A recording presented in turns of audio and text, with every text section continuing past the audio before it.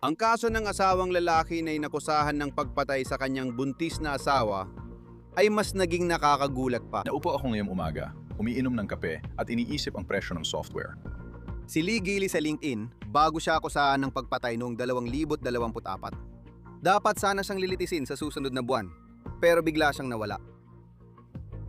Ngayon, hawak na siya ng mga awtoridad sa kabilang panig ng mundo. Paano nagawang makatakas ng isang lalaki sa bansa habang nahaharap siya sa kasong capital murder? Tinututukan natin ang kasong hatid ng law and crime. Ako si Chris Stewart.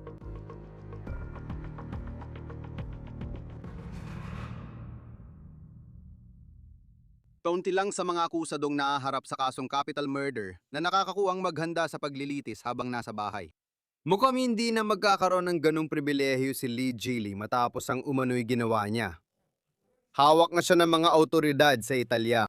Sasabihin ko mamaya kung ano ang sinabi niya sa autoridad nang mahuli siya sa Milan. Tatalakayin din natin ang ilang bagong ebidensya mula sa mga piskal nitong mga linggo laban sa amang pinaghihinalaang mamamatay tao. Pero bago ko talakayin ang lahat ng yan, gusto ko munang ipaliwanag sa inyo ang kaso na ito at kung ano ang ibinibintang sa lalaking ito. Ito si Lee at ang kanyang asawa, Krista. Mukhang umaga ito ng Pasko ilang taon na ang nakalipas.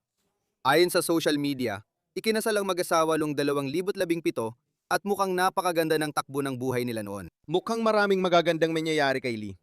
Nakatira sila sa isang magandang bahay sa Houston at ayon sa LinkedIn, nagtatrabaho siya sa software industry. Alam mo namang isa kaming software consultancy at katatapos ko lang tumulong sa kaibigan sa pagpili ng software vendor. Sa bahay, iniulat din na may 2 anak ang mag-asawa at inaasahan nila ang kanilang ikatlong anak sa 2024. Pero noong Oktubre 7, 2024, dun nagbago ang lahat. Ayon sa pulisya ng Houston, tinawag sila sa bahay ng mag-asawa ng 11, 30 ng gabi matapos iulat na suicide o overdose. Ayon kay Lee, natagpuan niya ang asawang si Krista na walang malay, dinala sa ospital at idiniklarang patay. Nawala hindi lang ang buhay niya, kundi pati ang dinadala niyang anak. 9 na linggong buntis si Krista nang siya'y namatay. Si Lee raw ang tumawag sa 911 at sinabi niyang natulog ang asawa niya 3 oras bago siya. Tapos pagpasok niya sa kwarto, doon niya ito nakita. Ayon sa mga dokumento ng korte, sinabi niya sa mga doktor na hindi suicidal o gumagamit ng droga ang asawa niya at wala siyang alam sa nangyari rito. Ang 2 batang anak ng mag-asawa ay nasa bahay din nang mangyari umano ang lahat ng ito nang mawala ng buhay ang kanilang ina. Ngayon, kahit na sinasabi ng pulisya na si Lee ay nagsasabing wala siyang alam sa nangyari, sinasabi na ngayon ng mga autoridad ang katotohanan. Sinasabing mas nakakabahala ito kaysa sa inaasahan ng kahit sino. Ayon sa mga dokumento ng korte, ang mga sugat ni Krista ay naaayon sa pananakal. Ayon sa mga doktor, inamin ni Lee na nag-aaway sila ng asawa niya noong gabing namatay ito. Sa tingin ng marami, tila perpekto naman ang pagsasama ng mag-asawa. Ngunit inaakusahan ng mga taga-usig na si Lee ay nagpakita ng mga nakakabahalang pag-uugali sa mga taon bago ang pagpatay kay Krista. Pati na rin sa mga araw bago at pagkatapos ng kanyang pagkamatay. Pag-uusapan natin yan mamaya pero gusto ko munang talakayin ang nangyari matapos mamatay si Krista. Inaresto si Lee makalipas ng 5 araw at sinampahan ng capital murder ng pulisya. Narito siya sa kanyang unang pagharap sa korte sa Houston noong 2024 ayon sa KHOU-TV. Itinakda ng hukumang piyansa sa $1,000,000. Malaki ang halaga, pero nakapagpiyansa si Lee gamit ang surety bond noong banding yon nang umano'y pagpatay sa asawa niya. Simula noon, nasa labas na ng kulungan si Lee, pero kailangan niyang magsuot ng GPS monitor. Kung paano siya nakalabas ng US ngayong buwan at nakarating sa Italia, ay malaking bahagi ng kwento na may kaugnayan sa GPS monitor. Hintayin mong sabihin ko kung ano raw ang sinabi niya sa mga autoridad sa Milan pagdating niya roon. Ang mga dokumento ng korte ay nagbibigay linaw din ngayon sa kung ano ang nangyayari sa diumano'y perpektong kasal sa mga taon bago ang pagkamatay ni Krista. Noong nakaraang buwan, nagsumite ang mga piskal ng dokumentong may ilang ebidensyang gagamitin nila sa paglilitis kay Lee, kasama ang ilang nakakagulat na paratang. Sabi ng mga piskal, noong Marso ng 2024, mga 6 na buwan bago mamatay si Krista, nag-post umano si Lee sa Reddit na nababagot na siya sa kanyang kasal. At ang lalaking ito, na ngayon ay 39 na taong gulang, ay naghahanap ng isang babaeng nasa edad kolehiyo para sa isang friends with benefits na setup. Pagkatapos, ayon sa mga piskal, sa mga araw na nakapalibot sa diumano'y pagpatay sa kanyang asawa, noong Oktubre, 7 sa mismong araw ng diumano'y pagpatay kay Krista, Bumili si Lee ng bagong Kia Telluride SUV nang hindi raw alam ni Krista. Tandaan, alas 11:30 ng gabi yon. Noong gabing yon, pinawag ang mga pulis ng Houston sa bahay nila. Bago pa yon, noong ika-6 bago pinatay si Krista. Sabi ng mga piskal, dalawang kaibigan ang nakakita kay Lee sa bar sa Houston. At mukhang naniniwala sila na kakaibang kilos niya dahil sa usapan nila sa bar kasama siya. Tinawag ni Lee ang sarili niyang batang anak ng isang mapanirang salita para sa mga taong bakla. Isang araw bago yon, napansin ng mga kamag-anak na kakaiba ang kilos ni Lee sa party na kanilang pinuntahan. Kailangan nating pag-usapan ang mga kilos ni Lee matapos ang di umano'y pagpatay kay Krista, na maaring gamitin ng mga piskal bilang palatandaan sa kanyang pagtakas bago paglilitis. Noong Oktubre 8, isang araw matapos ang pagpatay kay Krista, sinabi ng mga piskal na inangkin ni Lee na siya raw ay sinset up at tinatarget. Sinabi rin niya na kailangan niyang umalis ng bansa, ayon sa mga piskal. Inangkin di umano ni Lee na kailangan niyang gawin ito para maalagaan ang sarili niya. Ngayon, punta naman tayo sa Oktubre 10. Ayon sa mga saksi, sinabi ni Lee na kailangan niyang umalis ng Houston. At sinabi niya na gusto niyang bumalik sa kanyang tinubuang South Carolina. Ayon sa mga piskal, nais niyang bumalik noong ika-12, araw ng kanyang pag-aresto. Dagdag pa, hindi pinayagan ni Lee na makausap ng kanyang mga anak ang pamilya ni Krista. Pero marahil ang pinakamabigat na kwento na gustong gamitin ng mga piskal sa paglilitis ay naganap pa noong 2023. Ayon sa mga piskal, noong 2023, nagkaroon ng relasyon si Lee sa isang babae sa San Diego. Pagkatapos, sabi ng mga piskal, sa pagitan ng Abril at Mayo ng 2025. Tandaan, habang nakalaya siya sa piyansa at inaakusahan ng pagpatay sa buntis niyang asawa, tinawagan ni Lee ang parehong babaeng naging karelasyon umano niya. At napag-usapan nila ang planong tumakas sa Mexico o ibang parte ng mundo. Sinabi umano ni Lee na kaya niyang alisin ang GPS monitor niya. Pinag-usapan din nila ng di umano'y kalaguyo ang kasal at bagong pagkakakilanlan. Pinanong daw niya ang babae kung may alam siyang pagkakakilalang Meksikano na pwedeng magamit sa pagtakas palabas ng bansa, ayon sa mga prosecutor. Ngayon, tandaan na sa parehong buwan noong 2025 na binanggit ng mga prosecutor, inakusahan ng grand jury sa Harris County, Texas si Lee ng capital murder kaugnay sa pagkamatay ng kanyang asawa. Kaya pag-usapan natin ang mga ebidensya sa puntong ito. Meron kang autopsy na di umano'y nagpapakita na si Krista ay sinakal hanggang sa mamatay. May mga kwento tungkol sa isang lalaking di umano'y hindi masaya sa kasal, ngunit tila nawawala rin sa kontrol. Mayon ay 2026 na. Noong Mayo 4, nagsumite ang mga taga-usig ng dokumento na inakusahan si Lee ng paglabag sa kondisyon ng piyansa. Sabi nila noong Mayo 1, nakatanggap ng alerto ang mga autoridad mula sa GPS monitor ni Lee na pinakialaman nito bandang alas 9 ng gabi. Sinubukan ng mga autoridad na makipag-ugnayan kay Lee at sinabi nilang hindi nila ito makontak. Ngayon nakausap namin ang abogado ni Lee. Ang pangalan niya ay Dick DeGuerin. Isa siyang tanyag na defense attorney na nagkaroon ng kontrobersyal na kliyente tulad ni Robert Durst, na kilala sa HBO true crime documentary na The Jinx. Ayon kay DeGuerin, si Lee Gili ay dumani tumakas palabas ng bansa. Pumunta muna sa Canada bago lumipad sa Milan, Italy. At doon kasalukuyang nakakulong si Lee Gili. Ngayon, sinabi sa amin ni DeGuerin na hindi siya sigurado kung kailan umalis ng Estados Unidos ang kanyang kliyente. Sinabi rin niya na tinatangkang kontakin si Lee Gili, pero hindi pa sila nagkausap hanggang ngayon. Ayon kay DeGuerin sa KPRC TV, pagdating ni Lee sa Milan, tila hindi siya pinaniwalaan ng mga autoridad sa kanyang pagkakakilanlan. Sinabi ng abogado niya na siya mismo ang nagpakilala at ayon kay Lee, maling inuusig siya sa Texas kaya gusto niyang humingi ng asilo. Nakakaintriga kung bakit Italia ang pinili niyang puntahan kaysa ibang bansa. Ang dahilan ng pagpunta niya sa Italia ay tatalakayin natin kasama ang ating panauhin maya-maya. Dahil noong lumapag si Lee sa Italia, di umano'y sinabi niya na siya ay nahaharap sa parusang kamatayan. Gusto kong tandaan mo yan. Nahaharap si Lee sa capital murder. Pero yon kay DeGuerin sa KPRC, hindi sinabi ng taga-usig na gusto nila ng parusang kamatayan sa kaso. Ang susunod na pagdinig ni Gili ay sa Hunyo. 5 samahan kami ngayon para talakayin ang kaso. At ang pagbabalik ni Lee Gili sa US, kasama si Eric Fadis, abogadong tagapagtanggol sa kriminal. Mabuti at nandito ka sa Law and Crime. Si Lee Gili ay kasalukuyan nasa kustodiya sa Milan, Italia. Marami pang dapat pag-usapan kung paano siya nakarating sa Italia. Pero ngayon, ano na ang proseso ng pagbabalik niya sa Houston? Oh, Chris, medyo komplikadong proseso ang extradition na ito. Hindi lang Texas ang saklaw, kundi pati na rin ang federal na pamahalaan. Isang diplomatikong proseso ito kung saan dapat makipag-ugnayan ang federal na pamahalaan sa Italia. Maraming mga kinakailangan na kailangang matugunan para pumayag ang Italia na ibalik ang akusado sa Amerika pabalik sa Texas. Tulad ng nabanggit ko, komplikado ang proseso at may mga hakbang na ginagawa para maisakatuparan ito. Kaya sinabi ng kanyang abogado sa ilang lokal na istasyon ng telebisyon kung paano umano nangyari ito based sa kanyang kaalaman.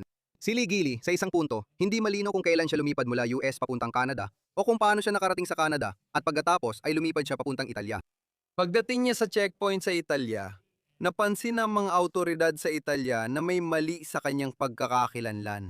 At doon niya sinabi na siya ay maling kinakasuhan sa Estados Unidos at gusto niyang humingi ng asylum. Paano nga ba yon? At madalas nating pag-usapan ng asylum ngayon, alam mo yon? Sa iba't ibang aspeto, lalo na sa larangan ng politika, kung paano ito gumagana.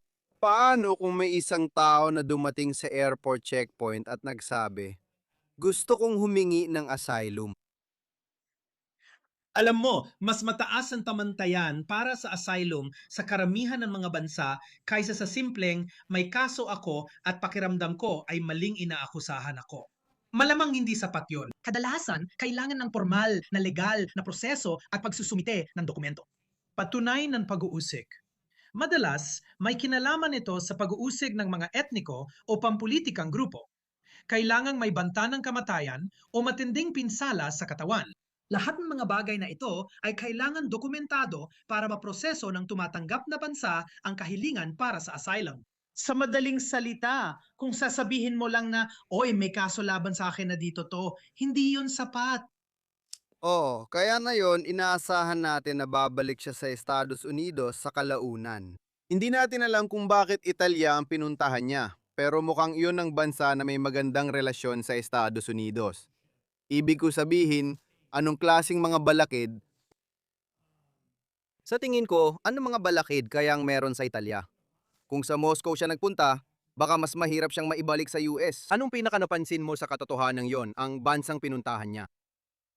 Ilang mahahalagang punto tungkol dyan, Chris. Ganito kasi, may ilang mga bansa na karaniwan ay hindi nag-extradite.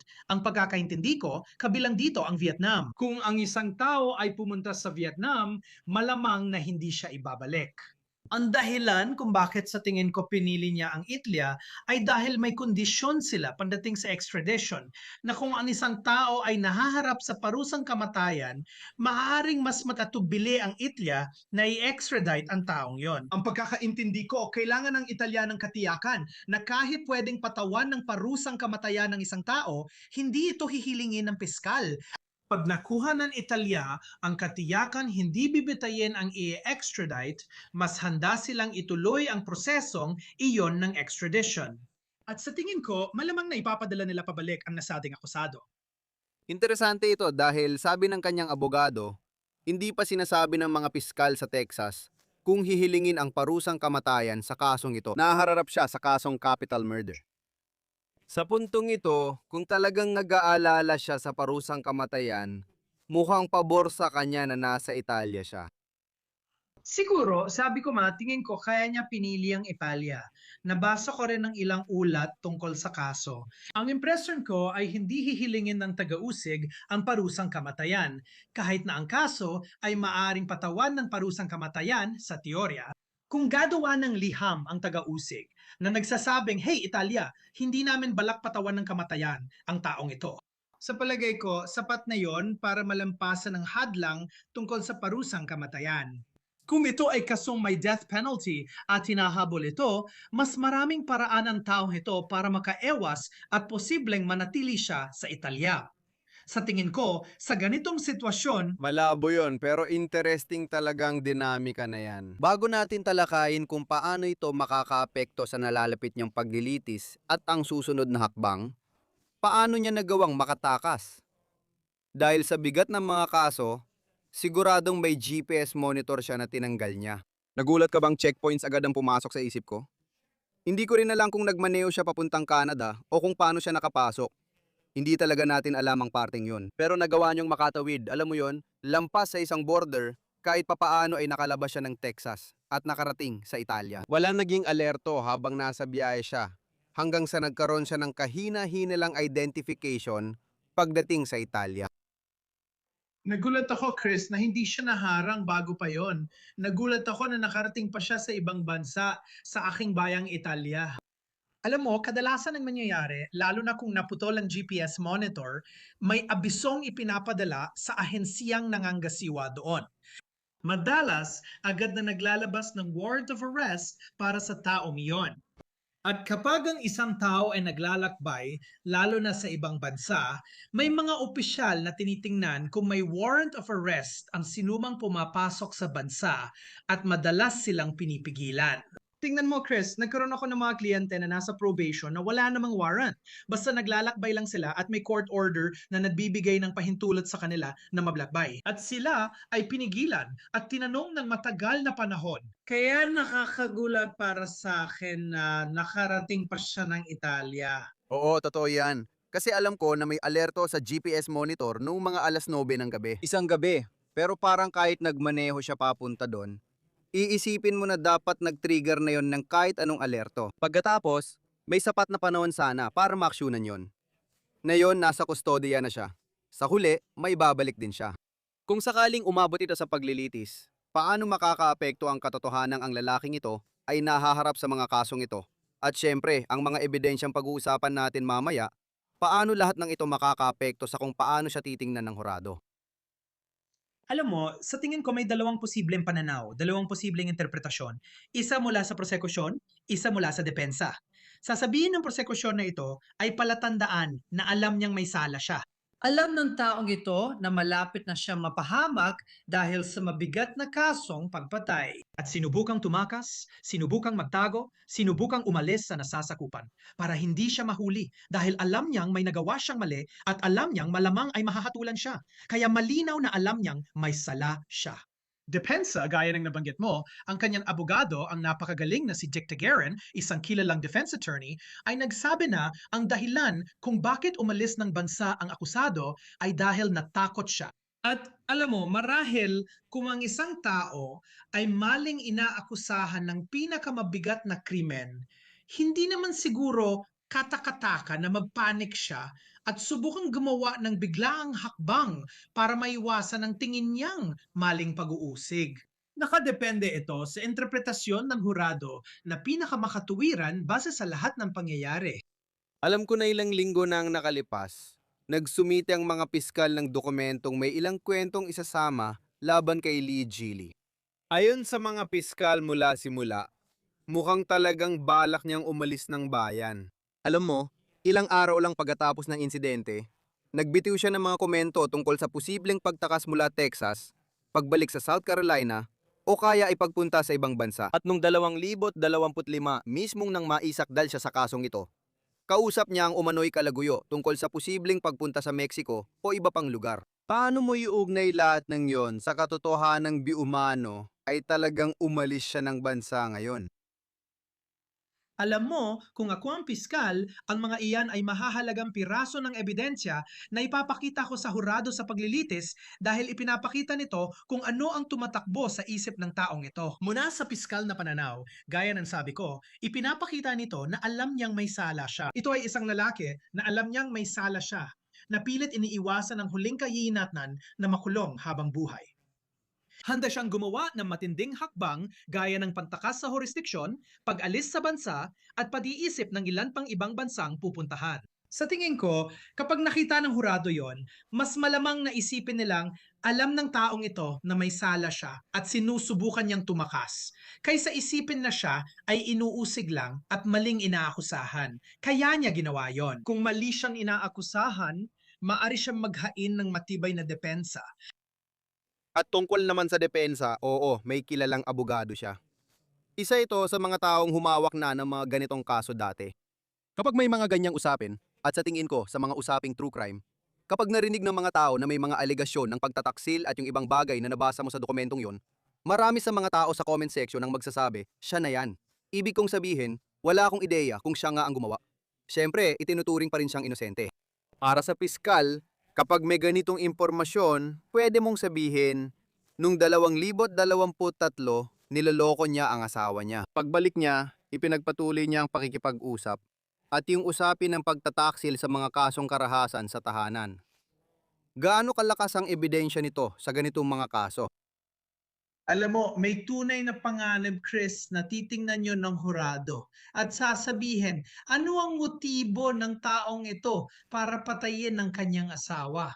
Well, posibleng ang motibo ay gusto niyang makasama ang ibang tao. At imbes na magdiborsoyo, imbes na maghiwalay, imbes na gawin ang mas tradisyonal na paraan, dinala niya ito sa subdulan. Sa tingin ko, maaring sabihin ng hurado na may kinalaman yan sa motibo. Nagbibigay yan ng dahilan sa lalaking ito para gustuhin niyang mawala ang kanyang asawa dahil gusto niyang makasama ang iba. Alam kong may kontraargumento, pero tingin ko may panganib na ganon ang isipin ng hurado. Dahil kung titignan ng sakdal, naniniwala ang mga doktor na sinakal hanggang mamatay ang babae at may medical at autopsya na ebidensya nito. At saka, alam mo, iniisip ko para sa iyo bilang isang abogadong nagtatanggol sa mga kasong kriminal. Kapag ginaharap mo yan at may ebidensyang medical, kasi may bahagi niya na sinasabi na, tingnan mo, baka nabagot lang siya sa kanyang kasal. Hindi ibig sabihin na pinatay niya ang kanyang asawa. Kung halatang sinakal siya hanggang mamatay, paano mo kokontrahin yon habang ipinagtatanggol ang iyong kliyente? Alam mo, isang bagay na dapat tandaan ay may sarili ring mga eksperto ang prosekusyon at nakikipag-usap sila sa mga taong ito. Minsan may personal silang relasyon sa mga taong ito at ang mga eksperto ay hindi rin laging walang kinikilingan. Madalas, may sarili rin silang interes sa resulta. Madalas, may sarili silang pananaw sa pagtingin sa ebidensya kaya naaapektuhan ang interpretasyon.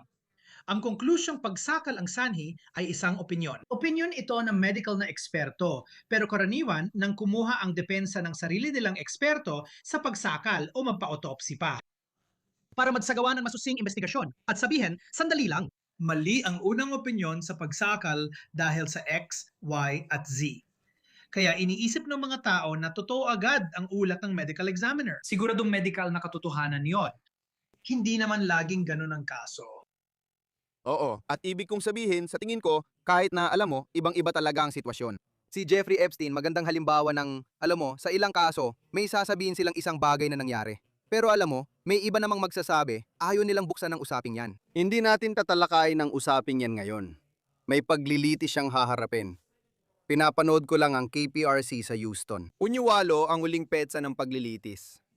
Dahil nasa Italia siya at iniisip mo ang extradition, posibleng may mga hadlang na dulot ng ginawa niya. Ibig kong sabihin, ano sa tingin mo ang magiging takbo nito mula ngayon?